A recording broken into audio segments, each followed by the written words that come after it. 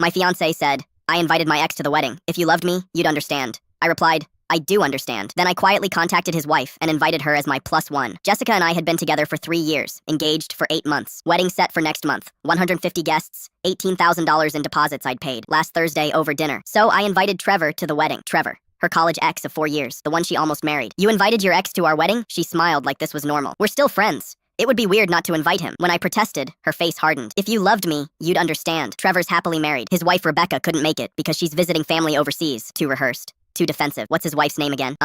Rebecca. Why does it matter? You're right. If Trevor's important to you, then I understand. That night, I found Trevor on social media. His wife's name wasn't Rebecca, it was Monica. And she wasn't overseas. She was a dental hygienist working 20 minutes from our venue. Jessica had left her iPad at my place, still logged into messages. When your fiancé invites her ex and lies about his wife, you investigate. The messages were too friendly. But the text that destroyed me was from 2 months ago, when Jessica was supposedly at a work retreat. Trevor, remember that weekend in wine country? Jessica, best 48 hours ever. Monday morning, I messaged Monica, hi, you don't know me, but I'm marrying Jessica next month. She's invited your husband Trevor. She told me you couldn't attend because you're overseas, but I see you're local. I wanted to extend a personal invitation. Her response came within an hour. Overseas? I'm sitting in my office right now. Trevor told me he had a work conference that weekend. I'll definitely be attending. Over the next week, Jessica kept talking about seating arrangements. She mentioned putting Trevor at table 3, not with her cousins at table 7. That's too far from, table 3 is better. Too far from the head table. Monica and I hatched a plan. She'd come as my +1 to the rehearsal dinner. The day of the rehearsal, I told Jessica I had to pick up a stranded friend. I picked up Monica. She looked fantastic in an elegant black dress. We arrived 40 minutes late. Sitting next to Jessica at the main table was Trevor. Jessica stood up, smiling. She froze when Monica walked in. The room went silent. Trevor's face went white. Hi, honey, Monica said sweetly. Surprise.